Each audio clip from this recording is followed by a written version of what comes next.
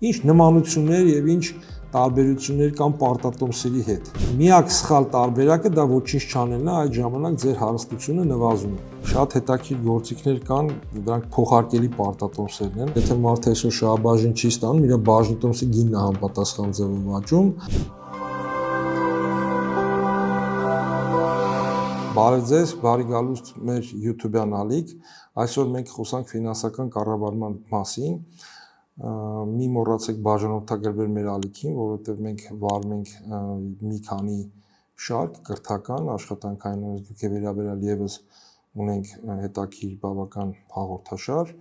բայց այսօր խոսանք ֆինանսական կառավարման մի կարևոր բաժնի մասին, դա ֆինանսների հայթայթման մասին է։ Մենք նախորդ անգամ խոսացինք շրջանառու կապիտալի կառավարման միջոցով գումար հայտնաբերելու եւ աշխատելու վերաբերյալ,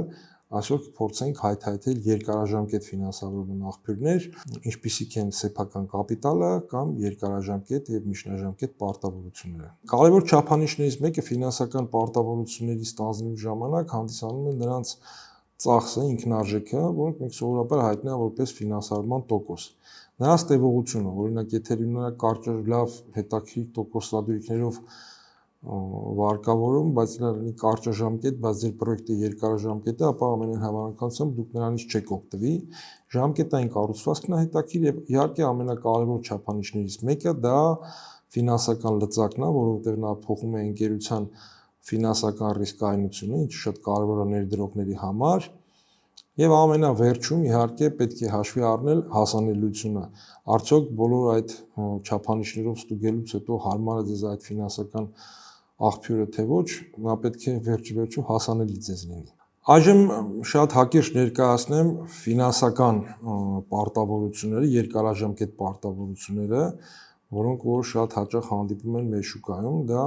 վարկերն են։ Դրանք լինում են կարճաժամկետ, երկարաժամկետ։ Վերջերս բավական ակտիվացել են կորպորատիվ պարտատոմսերը, ընկերությունների կողմից թողարկվող պարտատոմսերը, ժամանակին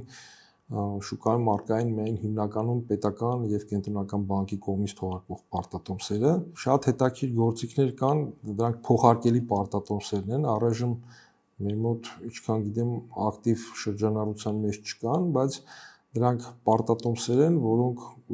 իրենց մեջ հնարավորություն են պարունակում ժամանակի ընթացքում փոխարկել բաժնետոմսերի, դրանք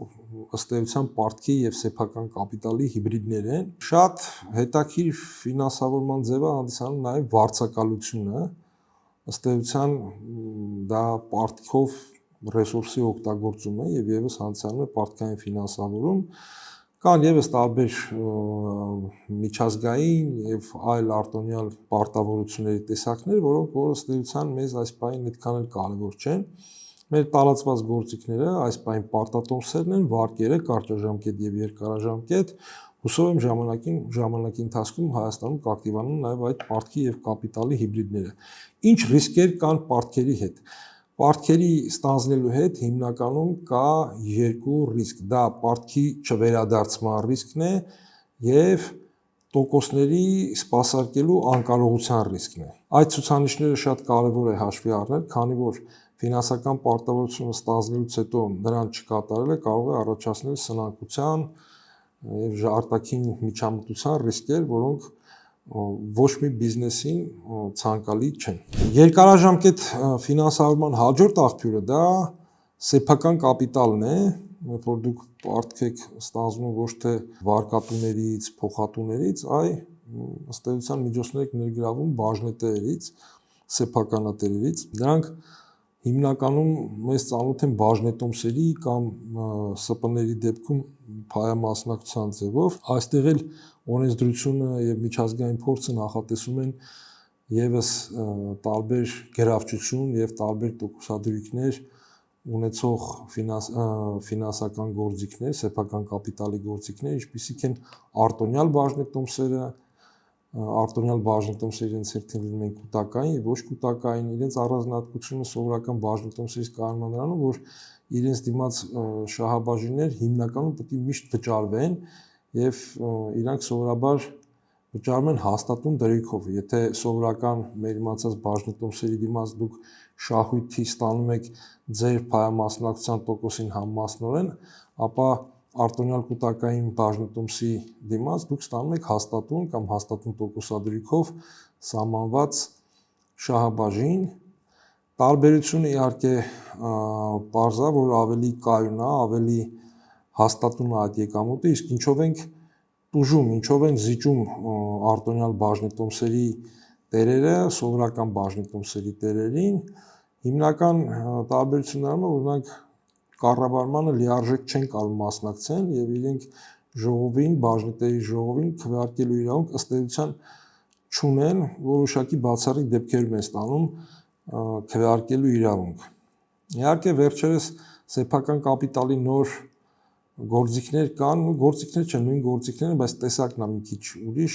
վենչուրային կապիտալն է։ Վենչուրային կապիտալը դա խոշոր բաժնետերի կողմից, մեծ քանակի փող ունեցող բաժնետերի կողմից ներդրված գումարներն են սեփական կապիտալում։ Իրանց առանձնահատկությունը կայանում է նրանում, որ իրանք որպես բաժնետեր առանձնապես ցանկություն էլ չունեն կառավարմանը մասնակցեն, իրենք հիմնականում նպատակ ունի ստարտափներին կամ նոր սկսվող կամ ծանր ինչ-որ մի պատճառով ծանր վիճակում հայտնված ընկերություններին աջակցություն ցույց տալը, իհարկե այդ աջակցության դիմաց վենչուրային կապիտալ տրամադրողները ակնկալում են մեծ շահութաբերություն, եւ եթե դուք կարողանաք ապահովել իրենց ակնկալիքները, ապա իրենք կառավարմանը չեն մասնակցի եւ հակառակը, եթե անհաջող կառավարեք իրենց տրամադրված կապիտալը, ապա նույնիսկ ձեր ստեղծած ստարտափում կամ ձեր ստեղծած բիզնեսում ըստ էության կդառնաք սովորական աշխատող կամ փոքր բաժնետեր եւ կկորցնեք առօրյա կառավարումը, առօրյա եւ ստրատեգիկ կառավարումը ձեր ընկերության նկատմամբ։ Այժմ խոսանք, թե ինչպես կարելի է ներգրավել սեփական կապիտալ, ինչպես է ներգրավում սեփական կապիտալը։ Այստեղ որոշ նմանություն կգա պարտատոմսերի հետ կընդգծեմ։ Ըստ էության ամենապարզ, ամենահեշտ եղանակը դա ինստիտուցիոնալ ներդրողների կողմից ուղղակի կապիտալ ներգրավելն է, երբ որ դուք գտնեք համապատասխան ներդրողներ, ովքեր ունեն համապատասխան քանակի ազատ դրամական միջոցներ, որոնք պատրաստ են ներդրել հետաքրքիր եւ շահավետ պրոյեկտներում, պետք է հայտնաբերել այդ ներդրողներին, առաջարկել իրենց, ինչպես առաջարկել, մենք կխոսանք, ինչպես առաջարկել, ինչպես գնահատել այդ պրոյեկտների շահութաբերությունը, իրենց գերավչությունը, մենք կխոսանք մեր ոդքասթի հաջորդ թեմայի ժամանակ, դա կապիտալ ակտիվների, կապիտալ ներդրումների գնահատումն է։ Այսօր մենք այս բանը կբավարարվենք, թե ինչ ուղիներ կան, ինչ աղբյուրներ կան սեփական կապիտալը ներգրավելու, դա կոնկրետ մարդկանց, կոնկրետ ընկերություններից, կոնկրետ ֆինանսներին տիրապետողներից համոզել ներգրավել դրամական միջոցներ, խոստանալով ինչ շահաբաժին։ Ներդրողները, կապիտալի ներդրողները ուզում են շահաբաժին։ Այդ առաջի եղանակում ամեն ինչ պարզ է, կա ներդրող, կա ներդրում փնտրող եւ կա գործող բիզնես, գինը բանակցությունների միջոցով իրենց մեջ համաձայնեցնում են։ Երկրորդ մեթոդը դա գնման առաջարկն է սահմանված գնով։ Այս դեպքում դուք գինը պատկերացնում եք, թե դուք ինչքան եք ուզում ներգրավեք, դուք բաժնետոմսեր եք թողարկում կամ կապիտալի ինչ-որ մասնակցություն եք թողարկում, գինը որոշում եք, բայց մասնակիցներին չգիտեք ովքեր են, առաջարկում եք շուկայում եւ մարդիկ ովքեր կհետաքրքրվեն, գնում են այդ կապիտալի գործիքը, դառնում են բաժնետեր։ Ստեղի տարբերություն առաջի դեպքի ներդրողները ձեզ նախապես կարող են հայտնի չլինել, կարող են նույնիսկ մարդիկ հայտնվել, որոնց կոպիտ ասած դուք չեք ճանաչում կամ նույնիսկ կարող չեք ճանաչում եք, բայց չեք էլ ուզում, բայց ամեն դեպքում եթե առաջարկ եք արել, մարդիկ ձեր գնին համաձայնվել են, գնել են, կարող են դառնալ բաժնետեր։ Երրորդ տարբերակում դուք առաջարկում եք որոշակի քանակի բաժնետոմսեր եւ առաջարկում եք հանրությանը տրամադրել իրենց ոնց որ հայտերը, մրցակցային առաջարկները եւ ում առաջարկները հետաքրքիր կլինեն, ով ավելի բարձր գին կտա, կարող է հետո ուրիշ բան առաջարկի, փոխառություն առաջարկի կամ փաթեթը մեծ լինի, մրցակցային տեսանկյունից ինքը ավելի լավ լինի, դուք կընտրեք դա, այստեղ ի տարբերություն երկրորդի արդեն ոչ միայն գնորդներն են, ներդրողներն են անհայտ նախապես, այլ նաև գինը կարող է տատանվի ձեր պատկերացրածից եւ չորրորդ ամենակոպիտ ասած ժողովրդավար ամենաշուկայական մեթոդը դա գնանշումն է, երբ որ ընկերությունը ապամիջնորդավորվում է, մենք դրա մասին էլ ենք խոսացել, եթե չեմ սխալվում, եթե չէ, պարբերաբար կպատմեմ, ապամիջնորդավորվում է, գրանցվում է բորսայում եւ թողարկվում է իր սեփական բաժնետոմսերը, այդ պայից սկսած ինքը դառնում է հանրային սեփականություն, ով բաժնետոմսերը առնի, դառնա այդ ընկերության սեփականատեր, այդ սեփականատերը ակնկալում են շահաբաժին եւ կարող է եւ բաժնետոմսի գնի աճ։ Ձեր դերը, որպես եթե դուք ֆինանսական կառավարիչ եք, ապահովել այդ բաժնետերերի հարստության մաքսիմալացումը։ Ձեր հիմնական խնդիրը դրանում է։ Ինչ նմանություններ եւ ինչ տարբերություններ կան պարտատոմսերի հետ։ Նմանությունը նրանում է, որ երկուսն էլ թողարկվում են գործող ազատ շուկայում եւ շրջանառվում են ազատ եւ դուք ըստ էության մեծ միջամտություն ոչ ունեք, ոչ էլ օրենսդրորեն կարող եք ունենալ ըստ էության, դա կարող է նույնիսկ վտանգ լինի։ Նմանությունը նրանում է, որ երկու աղբյուրներ, երբ որ իրենց փողը տրամադրում են ձեր բիզնես անելու համար, դրա դիմաց հատույց են պահանջում։ Ինչու՞մ է տարբերությունը։ Քանի որ երկուսն էլ հատույց են պահանջում, դա նմանություն է։ Տարբերությունը նրանում է, որ պարտատոմս գնողները, պարտքային կապիտալ տրամադրողները պահանջում են տոկոս ընդամենը, իրանց ակնկալիքը որոշակի տոկոսային եկամուտ ստանալն է, սեփական կապիտալի գործիքի տիրապետողները, սեփականատերը ակնկալում են շահաբաժին։ Շահաբաժինը շատ ավելի ռիսկային է, քան թե պարտատոմսերը, դրա համար սովորաբար շահաբաժնի եկամտաբերությունը ավելի բարձր է լինում, քան թե պարտքային գործիքը։ Ընդհանուր կանոնը հետևյալն է, սովորաբար ու կան որոշակի բացառություններ, բայց ինչքան ռիսկը ավելի բարձր է, այդքան հատույցը ավելի բարձր պիտի լինի եւ բարձր ռիսկային գործիքներ տիրապետողների շահութաբերությունը, ինչպես նաեւ վնասի տեղի ունենալու ռիսկը ավելի բարձր են։ Եվս մի տարբերություն սնանկության, անվճարունակության կամ պարտքի մարման ստիպված պարտքի մարման ժամանակ իրենց հերթականությունը հետևյալն է, սկզբից մարվում է պարտքը, երկարաժամկետ պարտքը, այնուհետև սեփական կապիտալը։ Որտեղ են գտնվում արտոնյալ բաժնետոմսերը։ Արտոնյալ բաժնետոմսերը ըստ էության պարտք են, իրենց համար տրվող շահաբաժինը ըստ էության տոկոս է, տոկոսային ծախս է, սակայն հարկային օրենսդրության տեսանկյունից նա համարվում է շահաբաժին եւ շահութարկով նվազեցման ենթակա չի։ Դա կարևոր յուրահատկություն, այդ քանի որ ինքը ըստ էության պարտք է, բայց ձևը իր սեփական կապիտալը, դրա համար ուզեցա շեշտեմ։ Բաժնետոմսերի թողարկման, նոր թողարկման, նոր կապիտալի ներգրավման եւս մի հետաքրքիր դեպք կուզենայի առանձնացնել, որը որ ինձ չի հանդիպել Հայաստանում, բայց դուրս շատ տարածված է, դա իրավունքների թողարկումն է, որը որ առկա բաժնետերին հնարավորություն է տալի որոշակի զեղչով ստանալ բաժնետոմսեր, նոր բաժնետոմսեր եւ իրենք հնարավորություն ունեն կամ համալրեն իրենց ընկերության կապիտալը եւ նոր պրոյեկտներ իրականացնել կամ եթե չեն ուզում լրացուցիչ գումարներ ներդրել, կարող են վաճառել իրենց իրավունքները եւ ստանալ համապատասխան վարձատրություն դրա դիմաց։ Այստեղ դժվար կլինի sense բանախոսության կամ sense դասախոսության ընթացքում ներկայացնել, ամեն դեպքում ասեմ, որ եթե տենց բան ձեզ պատահի, հիշեք, որ եթե դուք առկա բաժնետեր եք եւ ձեր ընկերությունը թողարկում է բաժնետոմս գնելու իրավունք, դա սովորաբար լինում է զեղչով, դուք պարտադիր պետք է անեք հետեւյալ քայլերից մեկը, կամ գումար հայթայթեք իրագործեք ձեր իրավունքը, կամ վաճառեք ձեր իրավունքները մեկ ուրիշի վրա, ստանալ դրա համար համապատասխան դրամական վարձատրություն, կարող եք մի մասը ինքնուրույն իրագործել, մի մասը վաճառել։ Երեք տարբերակում էլ ըստ էության ձեր հարստությունը չի փոխվի։ Եթե մեր դասերին մասնակցողները, մասնակիցները այդ հաշվարկներին շատ լավ տիրապետում են, եթե հետաքրքիր է գրեք, կօգնենք այդ հարցերում, ոնց հաշվել, ոնց ստուգել այդ տեսական գինը թողարկումից հետո ինչպես ստանալ, միակ սխալ տարբերակը դա ոչինչ չանելն է, այդ ժամանակ ձեր հարստությունը նվազում է։ Ինչ կապ ունի այս բոլոր այս գործընթացները մեր մասնագիտության աուդիտի հաշվապահության հետ։ Քանի որ այստեղ մենք աշխատում ենք հանրային ֆինանսների հետ եւ հասարակությունը պիտի հավատա այդ ֆինանսական հաշվետվություններին, շատ կարևոր են այդ ֆինանսական հաշվետվությունների պատրաստողների, այսինքն հաշվապահների, ֆինանսական տնօրենների եւ ղեկավարների ազնվությունը, էթիկան, վարքագիծը, որտեղ այդ պատրաստողների ֆինանսական հաշվետվությունների վերաբերյալ հավատը ամենառաջին ծնվում է նրանց պատրաստողների նկատմամբ վերաբերմունքից, դա որպես հաշվապահ կամ ֆինանսիստ հանդես գալու ժամանակ։ Մենք որպես աուդիտոր այդ հաշվետվությունների վերաբերյալ կարծիք ենք հայտնում, ինչքանով իրանք արժանահավատ եւ հասարակությունը, որը որ ունի համապատասխան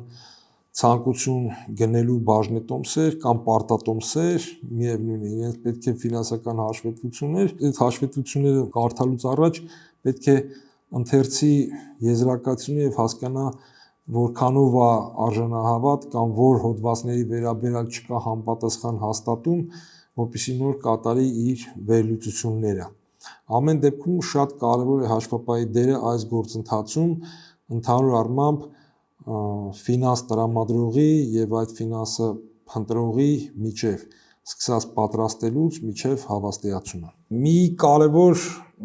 նորություն կա այս առարկայի շրջանակներում, որը որ, չգիտեմ, մեր վերջի իրադարձություններից հետո ես որ դասախոսություններ եմ կարդում, զգայուն է շատ ընկալվում, մարդիկ զգուշորեն բացասական են տրամադրում, դա իսլամական ֆինանսական համակարգի թեման է։ Խոսքը, շատերը դա վատ են ընկալում, որ արդեն հասել ենք տեղ, որ իսլամական համակարգով պետք է առաջնորդվենք։ Ես կարծում եմ խոսքը առարկան նախագծողը, առարկայի պլանը նախագծողը դա նկատի չի ունեցել, մի քիչ ավելի դրական ռակուրսով եթե փորձենք նայենք, մենք աշխատում ենք Իրանի Իսլամական Հանրապետության հետ, մենք գնում ենք Քաթար հանգստանալու, Օմանի տնտեսությունն է զարգանում եւ մենք դա մեր համար շուկաներ է եւ մենք պետք է հաշվի առնենք, եթե մեզանից յուրաքանչյուրը որպես մասնագետ, որպես ներդրող կամ որպես վարկատու սկսի աշխատել այդ երկրներում, փորձի այնտեղ առաջարկներ անել ֆինանսների կամ ընդդեից ներգրավել, պետք է հասկանա իսլամական ֆինանսական համակարգի առանձնահատկությունը։ Հիմնական առանձնահատկությունը այն է, որ այն երկրներում, որտեղ գերակայում է, որտեղ առաջնորդվում են շարիաթի օրենքներով, այդտեղ ֆինանսական համակարգի կառուցվածքը մի փոքր փոխվում է։ Ինչն է այդտեղի տարբերությունը։ Ըստ շարիաթի օրենքի պարտքով փող տալ եւ դրա դիմաց հատույց տոկոս պահանջելը, տոկոսով հատույց պահանջելը դա բարոյական չէ եւ մեղք է, իրենց տերմինով ասած ռիբա է կոչվում։ Բայց այդ արգելքը դնելը չի նշանակում, որ ֆինանս տրամադրողը դրա դիմաց որևիցե հատույց չի պահանջի, հակառակ դեպքում նա մոտիվացիա չի ունենա ֆինանս տրամադրելու։ Դրա համար իսլամական ֆինանսական համակարգում տոկոս չեն պահանջում։ Իհարկե այնտեղ էլ կան վարկավորումներ, ոչ թե վարկավորումներ, այլ ֆինանսների տրամադրումներ։ Այնտեղ ֆինանսները տրամադրելու դիմաց ինչ է կարծում, բանկը ինչ պետք է ուզի, կամ բանկը, կամ վարկատուն, կամ փոխատուն։ Նա այլ հատույց է պահանջելու, սովորաբար դա շահույթ է կամ առևտրային հավելագին է։ Ըստ էության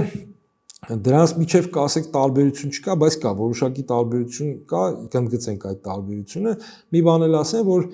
այդ նմանատիպ բանկերում գործում է շարիաթի օրենքը եւ իրենք ստեղծում են շարիաթի խորհուրդ, այդ խորհուրդը սովորական բանկի խորհուրդն է, ուղղակի ինքը պետք է նաեւ ստուգի պարտավորություն ունի ստուգելու, որ իրենց բանկային պրոդուկտները, իրենց ֆինանսական պրոդուկտները համապատասխանեն շարիաթի օրենքներին։ Ինչ հիմնական տարբերություն կա այդ հատույցների, որոնք որ պահանջվում են մեր ֆինանսական համակարգում տոկոսի ձևով, հաստատուն հատուցման ձևով եւ շարիաթի համակարգում գործող շահույթների։ Քանի որ այդտեղ վարկավորում չկա, շահույթների բաշխում է, ռիսկերն են փոխվում։ Այսինքն, եթե դուք բաշխում եք շահույթ չլինելու դեպքում վարկատուն, փոխատուն չի կարող որևիցե բան պահանջել։ Ի տարբերություն մեր համակարգի, որ երբ որ դու վարկ ես վերցնում, դու քո մնացած ակտիվներով, պարտավորություններով պարտական ես մնում եւ պետք է նույնիսկ անհաջողության դեպքում միջև սնանկության եզրի հասնելը պետք է պարտավորությունները մարես։ Հիմնական տարբերությունը դա է, այդ տարբերությունը ունի հետևանք, տոկոսադրույքները կամ հատույցները ավելի շուտ այդ ֆինանսների տրամադրման ժամանակ սովորաբար ավելի բարձր են, քան մեզ ծանոթ բանկային ֆինանսական համակարգում։ Մի գործիք օրինակ ասեմ, օրինակ իրենց համակարգում դուք չեք կարող, ասենք ենթադրենք ինչ-որ սարքավորում գնելու համար վարկ վերցնեք, բիզնես վարկ կամ ասենք ավտոմեքենա առնելու համար վարկ վերցնեք։ Եթե ձեզ ինչ-որ սարքավորում է պետք կամ ավտոմեքենա եք ուզում գնեք վարկով, վարկ հասկացանք այնտեղ չի լինի։ Դուք բանկին դիմում եք, բանկը այդ սարքավորումը առնում է, ձեզ մի քիչ ավելի թանկ ծախում է եւ իր հատույցը ըստ էության այդ առևտրային հավելագինն է, որ ինքը ավելի թանկ ծախում է ձեզ, պահանջնել մարման ժամանակի ընթացքում է, ինքը շատ նման է վարկի, հիմնական տարբերությունը կրկնում եմ դա ռիսկերն են, որոնք որ վարկի դեպքում ավելի ցածր են, որովհետեւ վարկի մարման առաջնահերթությունը ավելի առաջնային է, քան թե շահույթի եւ դրա հետևանքով տոկոսային հարաբերությամբ հատույցը ավելի բարձր է ստացվում, քան մեր համակարգում։ Տեսեք, մենք քննարկեցինք շահաբաժինների եւ տոկոսային հատույցների տարբերությունը, նրանց հերթականության վճարելու այն հանգամանքը, որ ըստ էության շահաբաժին կարող եք շահույթ չլինելու դեպքում չվճարել, նույնիսկ տեսություն կա, կոչվում է Մոդելյանի Միլլերի տեսություն, որը հայտնում է, որ ըստ էության նշանակություն չունի դուք շահաբաժին կտաք թե չէ, բաժնետոմսերի գնի վրա դա չի ազդի, դա կոչվում է շահաբաժինների ոչ նշանակալիության, ոչ կարևորության տեսություն, իմաստը նրանում է, որ եթե մարդը այսօր շահաբաժին չի ստանում, իր բաժնետոմսի գինն է համապատասխան ձևով աճում, հակառակ դեպքում շահաբաժին ստանալուց հետո բաժնետոմսի գինը ընկնում է, շատ կազմակերպություններ, ինչպիսիք են Microsoft-ը, PayPal-ը, իրանք երկար ժամանակ շահաբաժիններ չեն վճարել, բայց իրենց գները օրեցօր աճել են, մինչև ինչ-որ մի պահ, այդ տեսությունը հաստատում են, բայց ամեն դեպքում շատ ընկերությունների օրինակներ, բորսայի օրինակը ցույց է տալիս, որ շահաբաժինների վճարումը այնուամենայնիվ ավելի դրական է ազդում բաժնետոմսի գնի վրա, քանի որ դա մեսիջ է բաժնետերերին, որ այս ընկերությունը ունակ է շահաբաժին տալ, եւ դա դրական է ազդում գնաճի բաժնետոմսերի գնաճի վրա։ Երկրորդ հանգամանքը ինչու է դա դրական ազդում բաժնետոմսի գնի վրա, դա սովորական մարդկային պանիկան է, որ ինչ որտեղ ագահություն են ասում, որ մարդ գերադասում է կանխիկ փողը ավելի շատ, քան թե ապագայում գնաճին բաժնետոմսի դրա հետագա վերավաճառքից շահույթի աճին, կյանքը ցույց է տալիս, որ բաժնետոմսերի վճարումը դրական է ազդում բաժնետոմսերի գնի վրա եւ դուք որպես ֆինանսական ապագա կառավարիչ ներառեք, հաշվի առեք, որ նույնիսկ ամենալավ բիզնեսը, եթե շարունակաբար շարունակի չվճարել շահաբաժին, ինչ որ մի պահ բաժնետերի մոտ հարցեր կառաջանան, իհարկե կան բացառություններ, դա էլ պետք է համապատասխան ձևով մատուցվի բաժնետերերին, թե ինչու շահաբաժին չեք վճարում եւ ես կրկնեցի Microsoft-ի, չգիտեմ, PayPal-ի դեպքում ակնհայտ է, որ այդ չվճարելը բաժնետոմսի գնի վրա վատ չի ազդե։ Իհարկե մեր համար անհայտ է մնում, իսկ եթե վճարեին ինչ կլիներ, ամեն դեպքում մեր ասածը այդ PayPal-ի Microsoft-ի օրինակը նրա մասին է, որ Մոդելյանի Միլլերի տեսությունը ճիշտ է։ Իսկ ինչպես են հաշվարկում բաժնետոմսերի գները, հիմք ընդունելով արկա վճարվող շահաբաժինները, չէ՞ որ մենք ասում ենք, որ կապ կա շահաբաժինների վճարումը, դրա մասին մի շատ հետաքրքիր բանաձև կա, ասում են Գորդոնի բանաձև, իրականում իր ենթադրությունների մեջ որ դարեք, դա ընդհանրապես երկրաչափական պրոգրեսիայի գումարի բանաձևն է, մենք դրա մասին, եթե հետաքրքրված եք, պետք է դասի մասնակցեք, այս ձևաչափով մի քիչ դժվար կլինի ներկայացնելը, կոչվում է Գորդոնի բանաձև, կոչվում է շահաբաժինների մոդելով բաժնետոմսերի գնահատման մոդել, այնտեղ մի քանի ենթադրություն կա, որ շահաբաժինները հաստատուն են կամ աճում են հաստատուն տեմպով, ամեն դեպքում եթե հետաքրքրված եք, հետևեք մեր ալիքին, մասնակցեք մեր դասերին, կարող եք գրել, կպատասխանենք մեծ հաճույքով, այս ձևաչափով մի քիչ դժվար կլինի։ Եվս մի հարց տամ նրանց համար, ովքեր գիտեն կամ կարող են հետաքրքրել բանաձևը կարդալուց հետո, շատ մեկ ես կրկնեցի, որ այս մոդելը աշխատում է շահաբաժինների հաստատուն լինելու կամ հաստատուն աճի տեմպով վճարվող շահաբաժինների վերաբերյալ։ Բանաձևը ուսումնասիրեք եւ փորձեք կառուցել բանաձև այն դեպքի համար, եթե շահաբաժինները ոչ թե աճում են հաստատուն տեմպով, այլ նվազում են։ ուղարկեք մեր սոցիալական ցանցերի ալիքներին, կպատասխանենք ինչքանով է ճիշտ ձեր գրած բանաձևը կամ ձեր պատասխանը։ Այսօր այսքանը, եթե չկարողացա որոշ հարցերի ավելի մանրամասն անդրադառնամ, գրեք, կփորձենք կապ հաստատել կամ կգրենք։ Ալիքում ունենք նաև աշխատանքային օրենսգրքին վերաբերված ոդքասթների շարք, որը թույլ է տալիս թե գործատուներին, թե աշխատակիցներին ձեռք բերել համապատասխան գիտելիք հապճեպ սխալ որոշումներ չկայացնելու համար։